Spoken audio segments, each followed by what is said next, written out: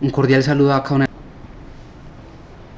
un cordial saludo para cada una de las personas que está haciendo parte del Diplomado de Asentamientos de la Personería de Medellín. Para nosotros, como Secretaría de Gestión y Control Territorial, es muy importante participar en estos espacios. Mi nombre es Santiago Arroyave, yo soy el director técnico de la Secretaría de Gestión y Control Territorial, y la idea de este espacio es contarles un poquito cuál es el contexto de nuestra Secretaría, porque es importante que exista dentro de Medellín una Secretaría dedicada a la gestión y control del territorio, cuál es la coyuntura actual frente a la que nosotros estamos trabajando, y hablarles también un poquito de nuestro proyecto bandera en materia de control territorial. Ese es como el propósito de este espacio. Para eso entonces quisiera comenzar haciéndoles un contexto de nuestro origen como ciudad, porque en la forma como nos hemos desarrollado, en el crecimiento que tenemos como ciudad, la forma exponencial en que ese crecimiento se ha dado, las características físicas, geológicas que nosotros tenemos, han determinado muchos de los desafíos que hoy marcan la hoja de ruta de la Secretaría de Gestión y Control Territorial. Entonces voy a comenzar con estas cifras. Medellín fue fundada en 1675.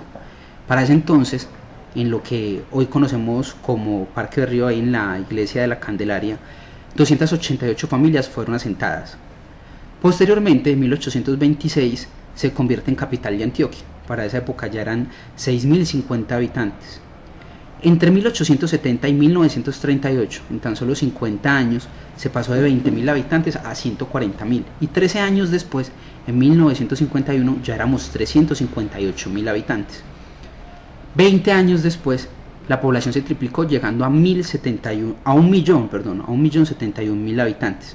Si ustedes se dan cuenta, en cerca de 80 años pasamos de ser una población de 20.000 habitantes a 1.071.000. Para muchos de ustedes, 80 años puede resultar mucho tiempo, pues puede ser perfectamente una vida. Pero cuando uno piensa ese tiempo en tiempos de ciudad, ese tiempo se reduce sustancialmente. Si solo pensáramos, por ejemplo, cuánto se demora la construcción de un colegio, desde la concepción de la idea, la estructuración del proyecto, la consecución de los recursos, la asignación del proyecto, la ejecución de la obra y la entrega de obra, perfectamente pueden pasar 5 años, 6 años para obtener un colegio, solo un colegio en una ciudad. Entonces, cuando hablamos de 80 años para una ciudad, el tiempo se reduce sustancialmente, y que en esos 80 años hayamos pasado de ser una ciudad o un poblado de 20.000 personas a 1.071.000 establece unos desafíos de planeación muy grandes. Hoy tenemos cerca de 2,5 millones de personas solo en Medellín, y en toda el área metropolitana estamos cercanos a los 3,5 millones. Esto corresponde al 60% de la población de Antioquia. ¿Eso qué quiere decir? Que la tendencia se ha venido agudizando, y cada vez más tenemos más población en un territorio más pequeño. Entonces, para resumir, cerca del 60% de la población vive en el 1% del territorio del departamento. Eso genera unos desafíos en materia de disponibilidad de recursos, en ocupación del territorio, en planeación del mismo territorio, en control territorial, que vamos a ir viendo poco a poco en el desarrollo de la presentación. Esta proyección, esta evolución ocupacional que tiene el área metropolitana nos ayuda a ilustrar un poquito lo que hemos venido hablando hasta el momento. Esta es la evolución entre 1920, más o menos en 1921 en Medellín. Este era el espacio que ocupaba lo que era para ese momento el poblado, que es el antecedente de la ciudad, ¿cierto? En 1921 ese era el espacio físico que ocupábamos. Para 1928 había un mayor crecimiento, lo voy a ir pasando un poco más rápido para que ustedes vayan viendo la evolución y vayan viendo el crecimiento. Y me quiero detener acá, en el 2012. Para el 2012, la capacidad de carga de la ciudad ya estaba casi que saturada. Si alcanzan a observar las líneas rojas que hay en los bordes del crecimiento urbano, esas líneas rojas demarcan lo que era la cota de construcción. hasta donde nosotros podíamos soportar el crecimiento de las laderas de Medellín.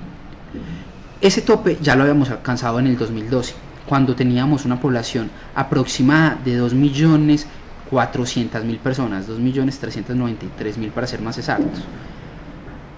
Esa realidad, que estuvo alimentada por los fenómenos de violencia, por los fenómenos económicos que llevaron a que Medellín se convirtiera cada día más en una ciudad receptora de población, han generado para el municipio, para la institucionalidad, un gran desafío, y es cómo hacemos para contener esa llegada masiva de población, tratando de reducir al máximo las vulnerabilidades y los riesgos de esa población.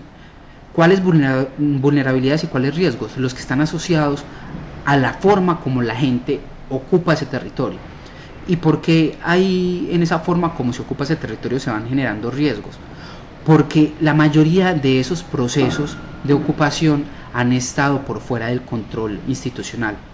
Hoy Medellín es una ciudad que tiene cerca de 1 millón de predios, entre viviendas, locales comerciales, cualquier tipo de predio que tenga una destinación, puede ser residencial, comercial. Hoy Medellín tiene cerca de 1 millón de predios. De ese millón de predios, cerca del 20% corresponden a población que no es titular de ese predio, que para nosotros tiene una categoría especial que se llama mejoratarios, pero es lo que podríamos nosotros empezar a reconocer como una población que se asentó en un predio público que no le pertenece, un invasor. Entonces, tratar de contener o de planear una ciudad, de tener un control en la forma como la gente habita una ciudad, con esos niveles tan altos de invasión, se vuelve un desafío mayor. Y ese desafío se profundiza por la forma que tiene nuestra geografía y por las características de los suelos. Eso lo vamos a ver más adelante con mayor detalle, pero ese crecimiento ha generado muchísimos desafíos para la institucionalidad. Esta imagen, que corresponde a una proyección para el 2020, ya puede mostrar cómo ese crecimiento urbano superó esas cotas de construcción, esas líneas rojas, y en algunas partes, en especial en la ladera oriental, en los sectores de la Comuna 8, Comuna 9, ya llega al borde de ladera en lo que ya correspondería al Valle de San Nicolás, en el sector de Santa Elena, de la Comuna 8, de la Comuna 9, en zonas que son muy accidentadas, con unas laderas con una inclinación muy alta, muy pendiente, zonas que además tienen altos niveles de agua subterránea y donde el suelo suele ser arcilloso. ¿Eso qué termina definiendo? Que la capacidad de carga de ese suelo es muchísimo más frágil, que esos suelos tienen unos riesgos que o son difíciles de mitigar o no resulta posible mitigarlos, y que las personas se asienten en estas zonas, que se asienten además de manera masiva, empiezan a generar un riesgo constante para la ciudad de Medellín. Ahora bien, ¿cuál es el panorama que tenemos hoy? Y me detengo acá un poquito. Es una ciudad que tiene grandes desafíos, y esos desafíos no solamente afectan la planeación. Esa planeación transversaliza la calidad de vida de la población, transversaliza la respuesta a las necesidades básicas insatisfechas de las comunidades, al control territorial que nosotros como institucionalidad podemos hacer de esos territorios. Eso afecta la misma economía, la calidad de vida de las personas. Entonces es un elemento que termina definiendo toda la integralidad de la vida de una persona en el territorio. Me voy a devolver un poquito para que tratemos de una forma distinta a ilustrar ese crecimiento exponencial que ha tenido la ciudad de Medellín. Esta imagen que ustedes observan es de Medellín en 1930.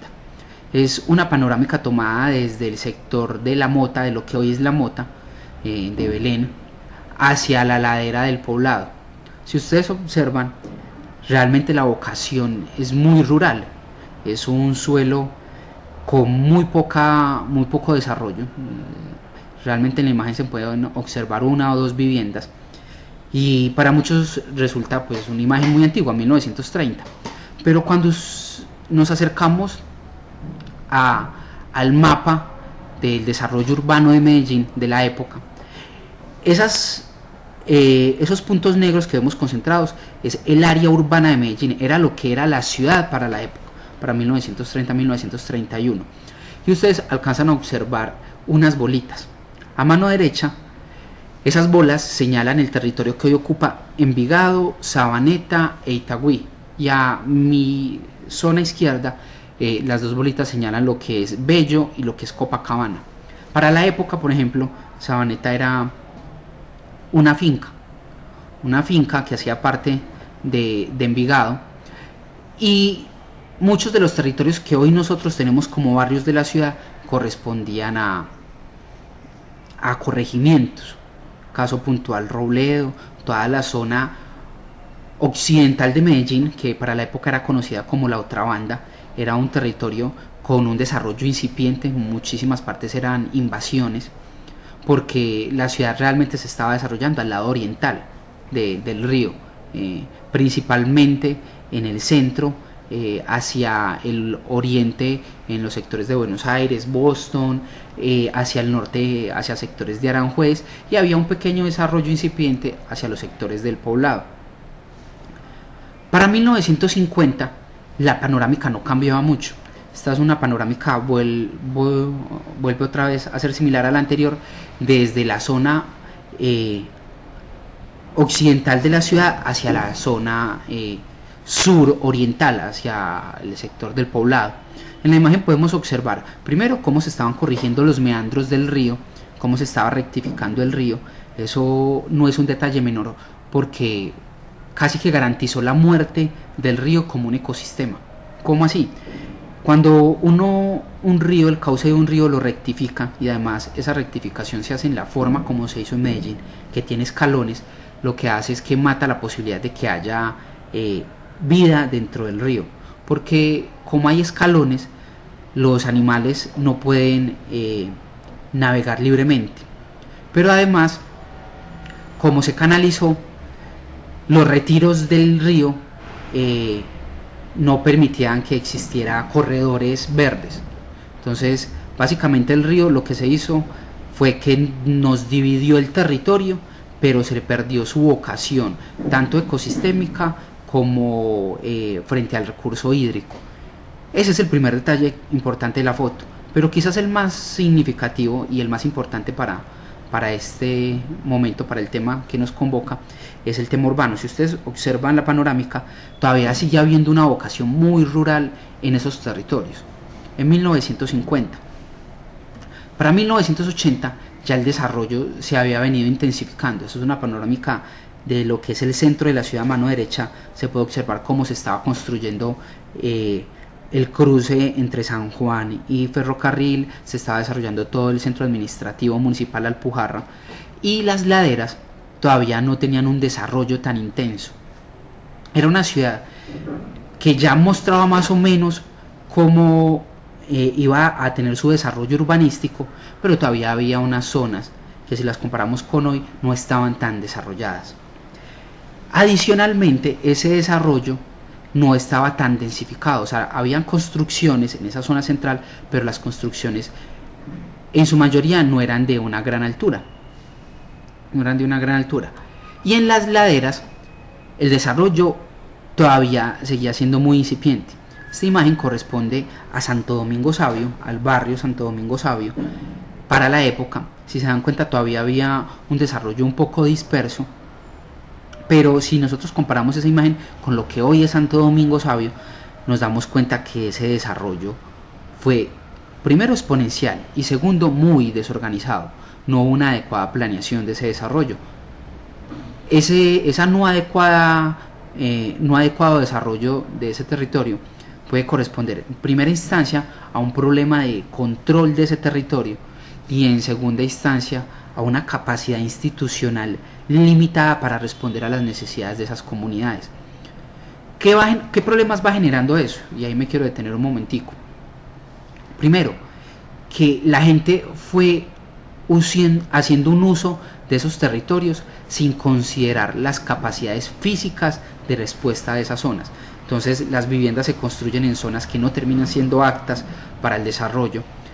los equipamientos que debe de tener un barrio para garantizar calidad de vida, como colegios, hospitales, unidades deportivas, recreativas, no fueron pensados. Entonces, hoy un sector como esos, que es uno de los barrios que más población recoge en Medellín por metro cuadrado, pues tiene un déficit en materia de espacio público, en materia de vías, en materia de escenarios deportivos, recreativos, en materia de escenarios educativos, en hospitales, y eso en últimas termina afectando la calidad de vida de las personas que allí se asientan. Y voy a poner dos ejemplos para tratar de ilustrar esto que estoy diciendo. El primero es la movilidad. Si bien en la zona se ha subsanado muchos de los problemas de movilidad gracias al metro cable, movilizarse vía terrestre por la zona sigue siendo complejo. Y esto lo saben muy bien las personas que habitan ese territorio, que lo frecuentan, con, por ejemplo,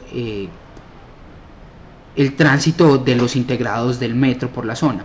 Cuando un bus integrado del metro se encuentra con el camión que recoge basuras en el sector, básicamente colapsa la movilidad de la zona. Eso es uno de los ejemplos que nos puede ayudar a entender cómo incluso esos problemas de planeación terminan afectando la calidad de vida de las personas que allí están asentadas. Otro ejemplo podría ser la ausencia de un hospital en esa zona. Como les decía anteriormente, es una de las zonas mayor pobladas de la ciudad, y en la zona no hay un hospital que pueda atender a esa población que reside allí. Primero, porque no hay espacio, ¿cierto? No ha habido un espacio. Segundo, porque dentro de la planeación han habido intentos de desarrollar hospitales. El más reciente fue el proyecto de hospital del Hospital General en el norte, que no se ha podido concluir.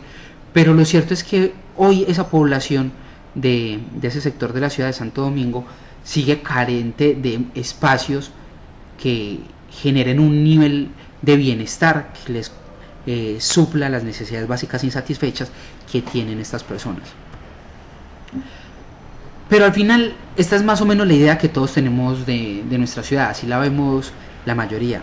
Una ciudad que se ha vuelto referente internacional de innovación, una ciudad que ha sido un modelo de urbanismo, un urbanismo que además se reconoce como urbanismo social, innovador, un urbanismo incluyente que busca dignificar los espacios de nuestra población, en especial de la población más vulnerable o más necesitada. Pero lo cierto es que la ciudad nos está quedando de esta forma. Esta es una panorámica de Medellín desde la comuna 6, y en la foto uno lo que puede encontrar primero es desorden, pero el desorden no es problemático por lo estético. El desorden es problemático por la capacidad de respuesta ante las necesidades de la población. ¿Cómo así? Si ustedes observan en la parte inferior de la foto, una persona que esté asentada en ese sector, en el sector de la parte inferior de la foto, cerca a donde está el logo de la Alcaldía de Medellín, si una persona de esas en la noche tiene un problema de salud, una urgencia de salud, el tiempo que le toma desplazarse hasta un hospital es muchísimo mayor al de una persona que vive en el centro de la ciudad. Por ende, si el problema de salud es grave, la capacidad que tiene de sobrevivir, las posibilidades que tiene de sobrevivir son mucho menores a las que tiene alguien que vive en el centro de la ciudad. Y ese tipo de realidades se pueden compensar con un adecuado desarrollo.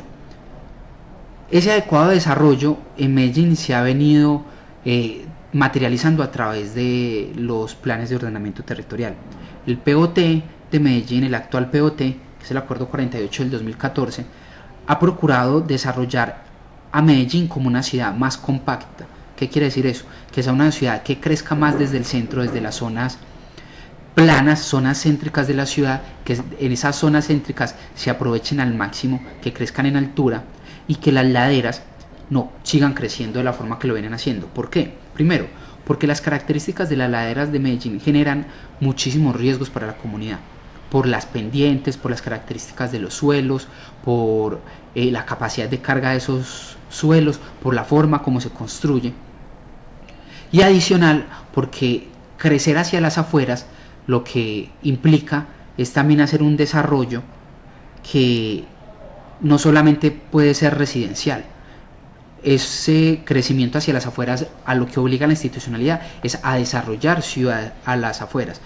¿Eso qué quiere decir? A desarrollar vías, a desarrollar redes de alumbrado, alcantarillado, equipamientos de cualquier tipo, recreativos, deportivos, educativos. Entonces tiene un costo mayor promover un crecimiento hacia las afueras que un crecimiento hacia adentro, porque todos esos equipamientos, esas condiciones de ciudad ya están desarrolladas en el centro. Entonces es muchísimo más fácil si lo que hacemos es en las zonas, por ejemplo, como Sevilla, por el sector de la Universidad de Antioquia, donde ya existen los hospitales, los colegios, las universidades, las vías, promover una mayor redensificación, una mayor vivienda, porque ya el resto de ciudad está desarrollada, a tener que partir de ceros desde las laderas. Entonces, ¿cuáles son las consecuencias de este desarrollo? Voy a mostrar algunas imágenes. Esta primera imagen es de la tragedia de Villatina. A finales de los 80, en esta tragedia murieron cerca de 500 personas, otras 200 quedaron desaparecidas. Y es una tragedia de las más graves que ha habido en la historia reciente de Medellín. Y en parte se debe a las formas como hemos venido ocupando nuestro territorio, en especial en las laderas. Esta siguiente imagen es una imagen de la tragedia de la Gabriela. En Bello es una tragedia similar. Hubo un movimiento en masa muy grande que mató a cerca de 100 personas en el sector. Pero no han sido solamente tragedias que afectan a las poblaciones más vulnerables. Para muchos la respuesta puede estar incluso en la forma como esas personas construyen. Muchas veces esas casas no tienen las condiciones técnicas, no construyen con la profundidad suficiente, no utilizan el material y las técnicas adecuadas. Pero los riesgos no solamente se limitan a esas técnicas de construcción. Esta imagen corresponde al sector del Poblado, por la Cola del Zorro. Fue una tragedia hace aproximadamente 8 años, en Cerro Verde creo que se llamaba el lugar, y eran viviendas que sí tenían las especificaciones técnicas, eran viviendas que estaban construidas con muchísima ingeniería, pero lo cierto es que esas laderas de nuestra ciudad tienen unos límites, y en la forma como hemos venido desarrollando el territorio, esos límites están llegando al extremo. Esta es otro ejemplo, y este caso puntual lo que nos muestra es que los límites que hoy tienen las laderas están llegando al extremo, no solamente por las condiciones físicas que tiene el territorio, sino porque nosotros, a través de las actividades que desarrollamos en esas laderas, estamos llevando esos límites a realidades mucho más cercanas. En este caso puntual, no solamente influyó las características del suelo o las pendientes de la ladera, sino las actividades que desarrollaban los humanos en canteras, en esas zonas, que fueron aumentando la vulnerabilidad y el riesgo, y que en última lo que están haciendo es afectando a la población de manera directa. Entonces hay problemas de mortandad en el sector, hay problemas de ocupación del territorio, y esos problemas no se han acabado. Esta es una foto de la manera en la que muchas de las laderas se han venido desarrollando en la ciudad. En esta foto las viviendas tienen 1 o 2 niveles, pero es común encontrar construcciones similares de 4 y 5 niveles, que a todas luces lo que nos demuestran es, primero, que la forma en la que se construyen esas viviendas no tienen las características técnicas, pero adicional que estamos abusando de esos materiales. Es una situación que sin duda genera un riesgo y una vulnerabilidad para la población que está ahí asentada, para los vecinos y para quienes están más abajo, porque en una temporada de lluvias, en una temporada de sequía, esas laderas suelen tener afectaciones. En la temporada de lluvia pues es muy posible que haya movimientos en masa, que haya crecientes, que haya una afectación a las condiciones de esa madera con la que construyen, y en temporadas de sequía es muy posible que se desarrollen procesos de erosión del suelo que lo que hagan es que afecten esas estructuras y pongan en riesgo a las personas que allí habitan. Esta es otra panorámica, es una panorámica de Santo Domingo que nos ayuda a recrear cómo hoy ese territorio se ha ocupado, para compensarlo un poquito con la imagen que teníamos de los 80, para que miráramos la velocidad en la que se ha desarrollado y la forma como se ha desarrollado. Lo más importante de la foto es la Biblioteca España, y hoy todos conocemos los problemas que se han asociado a esta biblioteca, que son fallas además estructurales y que en parte están asociadas a las condiciones de esos suelos, que ayudan a entender también que no siempre la tecnología sirve para compensar las fallas que tiene un suelo. Hay suelos que, por mucha tecnología que exista, no pueden tener una destinación distinta a la conservación y a la protección. ¿Cuál es el problema? Que muchas de esas otras zonas las hemos venido ocupando, ya no solo con viviendas precarias o con proyectos o equipamientos como la Biblioteca España, sino que hemos venido desarrollando viviendas horizontales, proyectos de vivienda con una capacidad de carga superior. Pues si los riesgos antes estaban dados en viviendas de 1 o 2 niveles, pues esos riesgos se vuelven muchísimo más complejos cuando ya estamos desarrollando en esas mismas laderas edificios de 20, 30 pisos. Pues eso es lo que nos demuestra, es primero que no hemos aprendido de todos los riesgos y de toda la vulnerabilidad, de todos los desastres que nos ha mostrado nuestra historia reciente, pero que adicional ese riesgo y esa vulnerabilidad de la ciudad es muchísimo mayor. Y entonces, ante este contexto que hoy les he dado, ¿cómo podríamos nosotros describir nuestro territorio? De forma muy breve. Lo primero es, en este mapa, lo que podemos encontrar es, en la parte izquierda, en el plano de todo Medellín, ustedes podrán observar unos puntos negros. Esos puntos negros corresponden a las invasiones o a los asentamientos informales que hoy tiene la ciudad. Esos asentamientos informales nosotros los registramos a través de la Subsecretaría de Catastro. En Catastro tenemos un equipo de prediadores que va haciendo una actualización de la ciudad, del desarrollo de la ciudad, y ellos identifican en qué zonas se ha venido generando algún desarrollo, algún aprovechamiento del suelo, y cuál de ese aprovechamiento se hace o se adelanta por personas que no son los titulares de ese predio. Entonces ustedes podrán encontrar los puntos negros, que son las zonas donde más se ha venido generando un desarrollo de invasiones. En el mapa de la ciudad, que está a colores a mano derecha, pueden encontrar que las zonas rojas más intensas son las zonas en las que el problema es más complejo. Entonces, en ese sentido, la comuna 1, la comuna 3, la comuna 8, la comuna 7 son las zonas más críticas para cuando hablamos de temas de invasiones. Y el texto muestra una realidad compleja para nosotros. La Subsecretaría de Catastro, como les decía, viene haciendo un rastreo de los niveles de invasiones en la ciudad.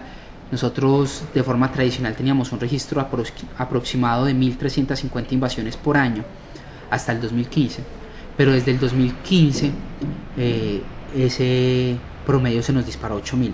¿Eso qué quiere decir? Que la cantidad de invasiones y por ende de riesgos y de vulnerabilidad cada día crecen más. Es por esta realidad que además se complejiza cuando uno mira las condiciones físicas del territorio.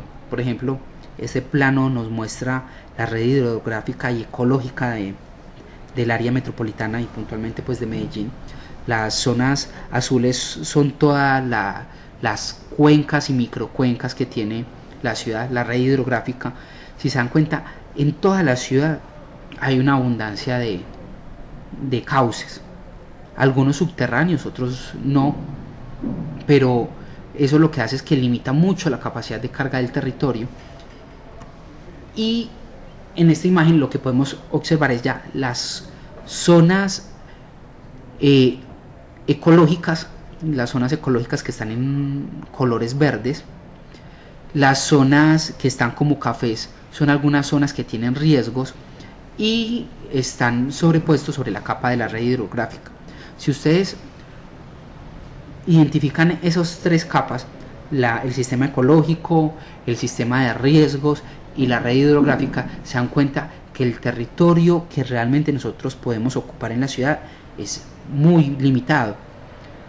Y es un territorio muy limitado para una población que viene en un crecimiento exponencial y que además se viene asentando de forma no conforme a la normatividad, se viene asentando a través de procesos de autoconstrucción. Y esos procesos de autoconstrucción los podemos observar en todos los barrios de Medellín. En los 80 y en los 90 eran muy famosos los procesos de convites, a través de los cuales la comunidad se unía para obtener el material y la misma comunidad desarrollar las vías de acceso, los parques, las canchas, las escuelas, las iglesias de los barrios. Y esto lo que establece es un gran desafío para la institucionalidad, porque muchos de esos procesos de autoconstrucción hoy no tienen la capacidad de responder ante normas de sismo resistencia, no tiene la capacidad de responder ante las normas urbanísticas que podrían ayudarnos a disminuir esa vulnerabilidad y esos riesgos. Solo les quiero poner un último ejemplo en esta imagen, y es dentro del área urbana de Medellín. Ustedes podrán observar algunos iconos como de carritos. Esas son las estaciones de bomberos que tiene la ciudad. ¿Y por qué es importante esa imagen? Porque ante un desastre natural, un ejemplo, un temblor, con un epicentro cercano a la ciudad, con un nivel alto de superficialidad, es muy posible que en la ciudad haya un gran desastre. Y la capacidad de respuesta en la institucionalidad está marcada por cada uno de esos iconos. Cada uno de esos iconos son los distritos de los cuerpos de bomberos de la ciudad. ¿Y eso qué nos demuestra?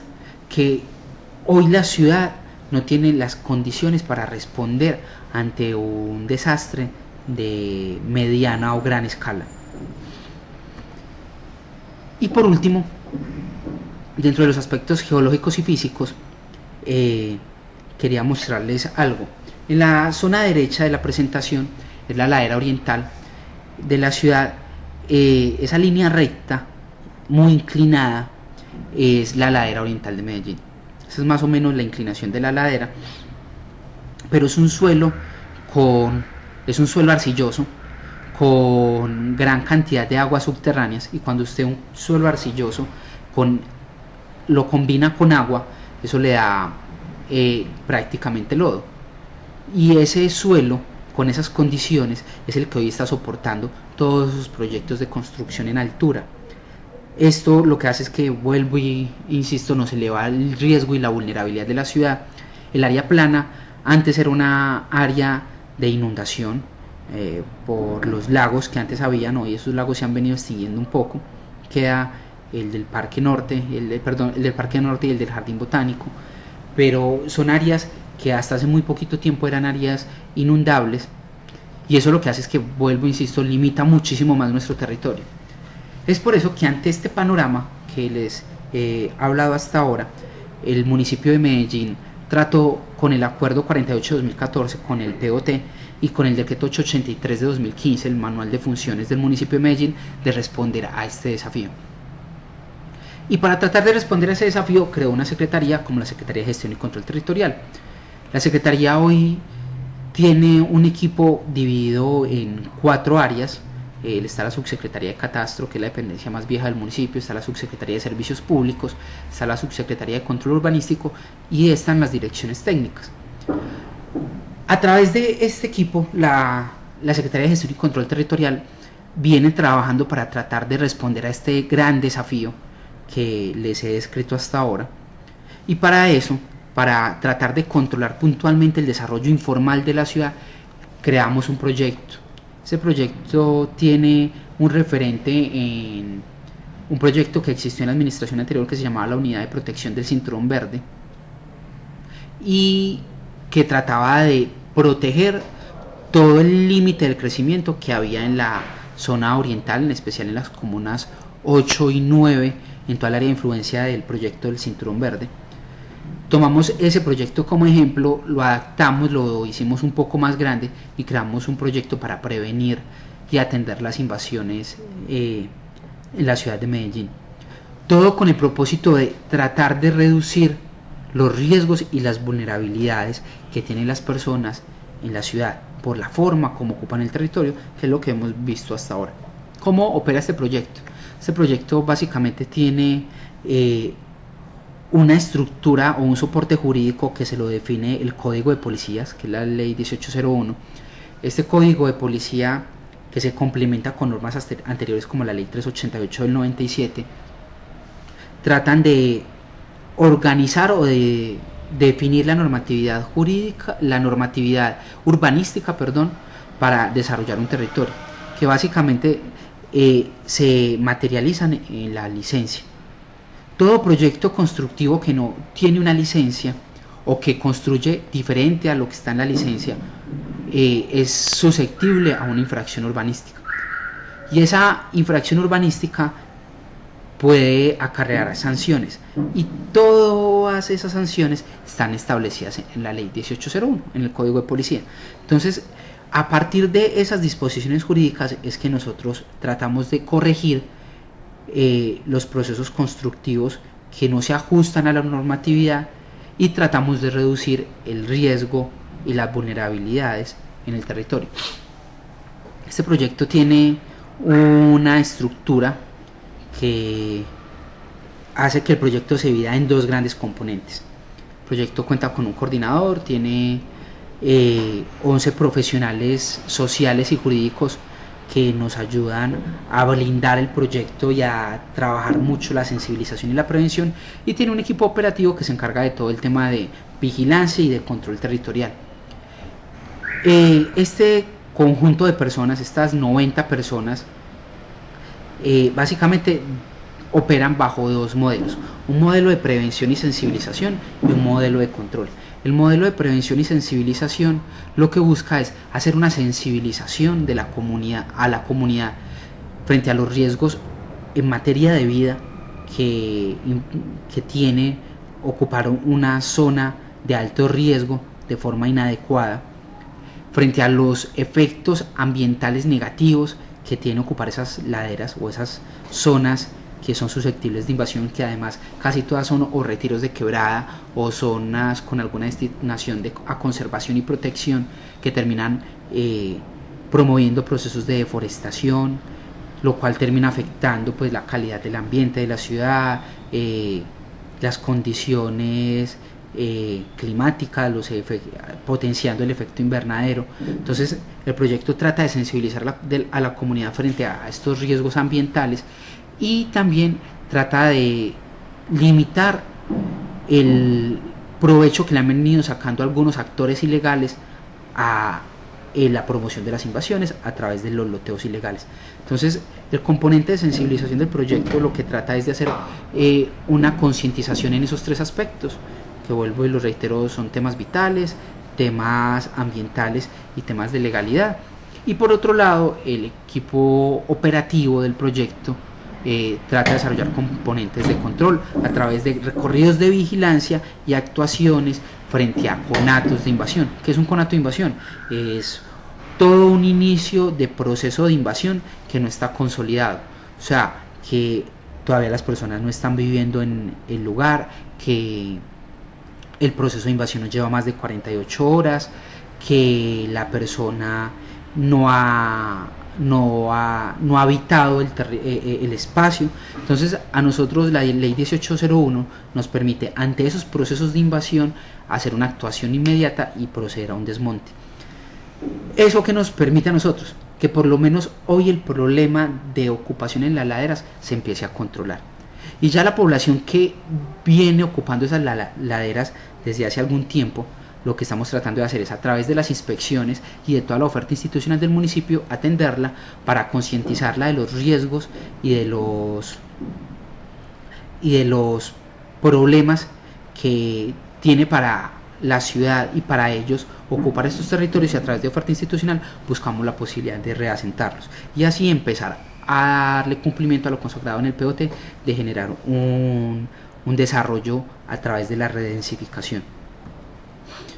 El proyecto actúa hoy dentro de 10 zonas. Esas 10 zonas son las que les mostraba en la diapositiva anterior, han venido siendo más susceptibles a los procesos de invasión.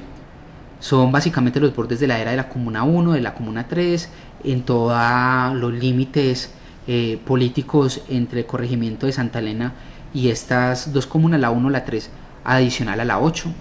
En la Comuna 8 tenemos 2 cuadrillas, que es quizás la zona más compleja en materia de invasiones en Medellín. En la Comuna 9 también tenemos una cuadrilla, en los bordes de la era de la Comuna 6, por el sector del Picacho, de los Rieles, en la Comuna 7 y en la Comuna 13 por todo el eje de los 4.1 kilómetros, o sea, por toda el área de influencia de la quebrada La Iguaná, lo que es Blanquizal por el lado de la Comuna 13, Fuente Clara, Mazavielli, Vallejuelos por el lado de la Comuna 7, y tenemos una cuadrilla enfocada en los cerros tutelares que hacen parte de la ciudad de Medellín.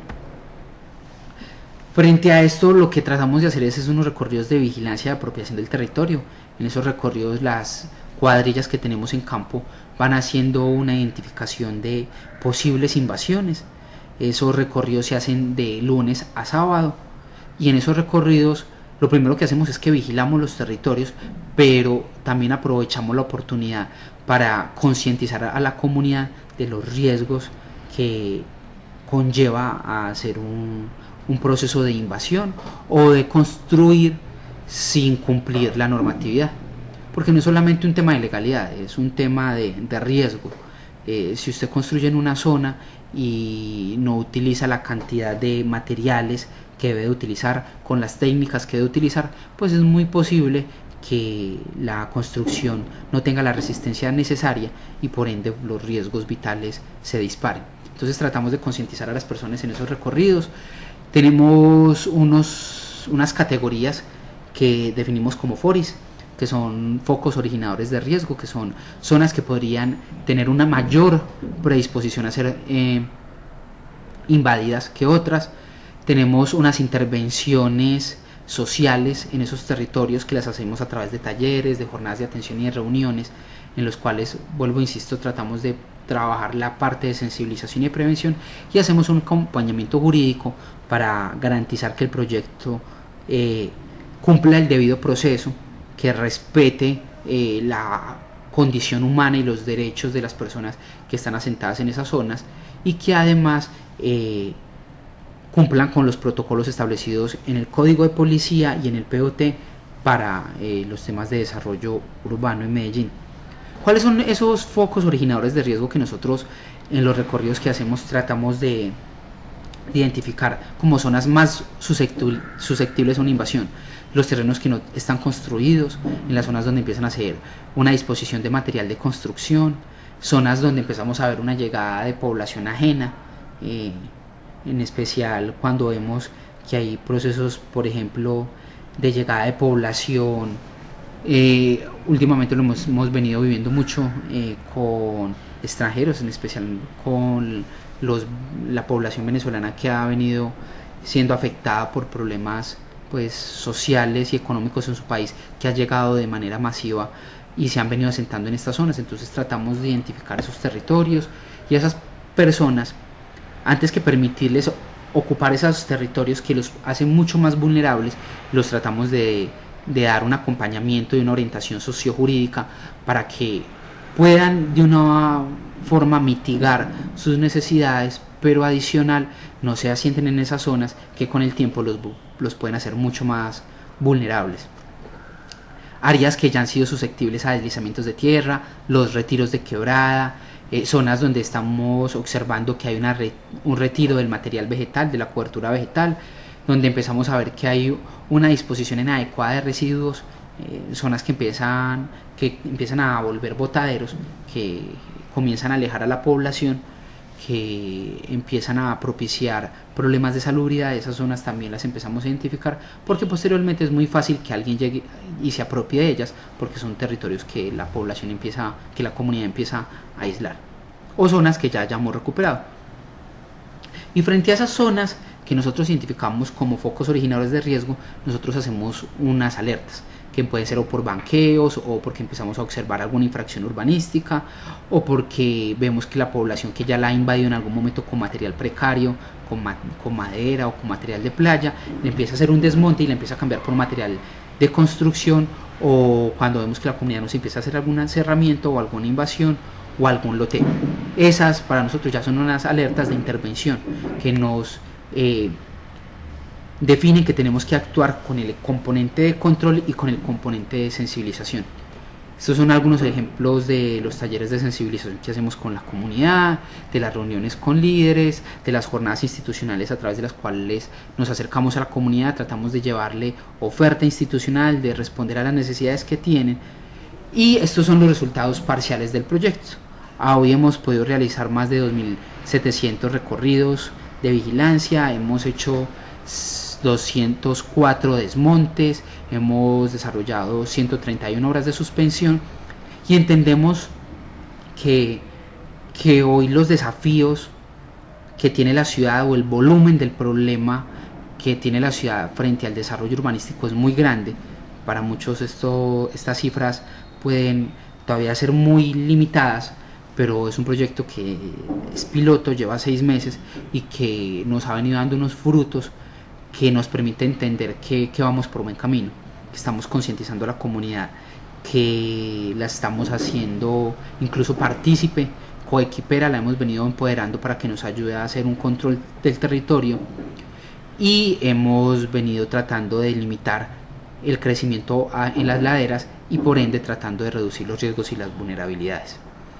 Este bien era el propósito de la presentación, tratarlos de contextualizar un poco frente a lo que hace la Secretaría de Gestión y Control Territorial, por qué es necesaria una secretaría como estas en un municipio como Medellín, que lo recapitulo en la forma como se ha desarrollado la ciudad, el crecimiento exponencial que ha tenido la ciudad por las condiciones físicas, geológicas, hídricas que tiene la ciudad, que nos obligan a ocupar ese territorio de forma muy bien planeada, porque es un territorio muy limitado, es un territorio muy pequeño, que ocupamos muchísimas personas, y si no lo hacemos de una forma adecuada, pues lo único que eso nos genera son muchísimos riesgos y muchísima vulnerabilidad. Entonces ese era el propósito de este espacio, contarles un poquito frente a esos desafíos que tenemos como Secretaría, cómo hemos venido tratando de responder de forma muy general. Este proyecto de prevención y atención a las invasiones es el proyecto bandera de nuestra Secretaría, no es el único, pero es quizás el más importante frente a todo lo que está relacionado con control territorial. La propuesta es entonces dejarles 2 preguntas: cuáles son las competencias de la Secretaría de Gestión y Control Territorial frente al crecimiento y el ordenamiento de la ciudad, y cuál es la normativa que orienta la función de control territorial del municipio de Medellín. Espero que este espacio haya sido de provecho, que les ayude a ustedes a tener una mirada más completa de las actuaciones del municipio frente al control territorial, que es algo que afecta de manera directa a los reasentamientos. Espero que la exposición haya sido clara, y cualquier duda adicional desde la Secretaría estamos prestos a atenderla. Para eso entonces les dejamos una línea de atención al público que tenemos dentro de la Secretaría y mi correo para resolver cualquier duda que se pueda generar. Muchísimas gracias.